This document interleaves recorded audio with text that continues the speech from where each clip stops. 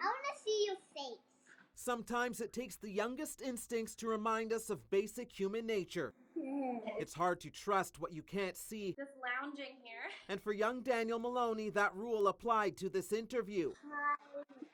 It may also have been why his mom didn't realize he was as sick as he was when she couldn't see indications of his illness. About 2 weeks before we even came in, he just started complaining about his heart beating. And I checked, I'm like, yeah, buddy, like, it's supposed to beat a little bit faster, like you were just running around. At 5 years old, he's an active boy, but even at that young age, Daniel knew something was wrong with his body and complained of a racing heartbeat several times after. We were just sitting there watching a movie one night, and he hadn't been up and running around, and then he mentioned it again. And when I checked, I was like, okay, like that is too heavy of a heartbeat for him to be resting. A check-in with the doctor and some blood work would lead to a late-night call to get Daniel to the hospital immediately. And they rushed him by ambulance to CHEO. His kidneys were failing, yet we're told Daniel was in good spirits. Even the doctors applaud his resilience in the midst of a medical emergency.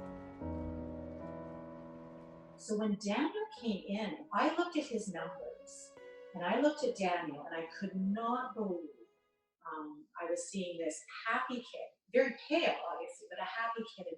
The diagnosis was a rare kidney disease. For this family, a road they've already traveled. 1, 2, 3. In the hospital bed is Daniel's big sister, Lily, at age 3. No. In their mother's tummy is Daniel himself. At the time, it was a 4-day-a-week mission, and for 3 to 5 hours a day, Lily was hooked up to machines to clean the toxins from her body. It takes the blood from the patient, and it actually puts it through the circuit here. Lily's doctor back then Let's have a listen, okay? is Daniel's doctor now. I wanted to show I have a whole team here who's got my back. A room full of healthcare professionals, the siblings and their parents Hello. know well. My dietitian, my social worker. They're our family now for sure.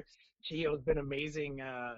When me and Sarah were pretty young parents when Lily got sick, so it was hard to follow along with everything, but CHEO's been there with us every step of the way, and we've made a lot of lifelong friends with the staff at CHEO. Hold your arm out. Whether it's the doctors, the nurses, people in the cafeteria, they're all just really supportive, and it's just a familiar face, so it makes it kind of an easier thing to get through. Especially during a tough time Horrible. that comes during a global pandemic.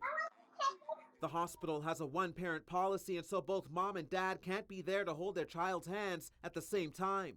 So nephronophthasis is a genetic kidney disease. One mutated gene from each parent coming together believed to be the cause, bonding their children in more ways than one. He's annoying. Even if they don't always get along, they now have matching scars, evidence of the same medical journey, and a relationship with a life-saving dialysis machine that sees a lot of wear and tear and has already been upgraded since Lily's time. These new machines that we have much better software, and it's actually allowed us to get some of our kids with better dialysis off some of their medication. A dinosaur. Like Lily, Daniel will need a transplant down the road, but for now, I'm feeling good.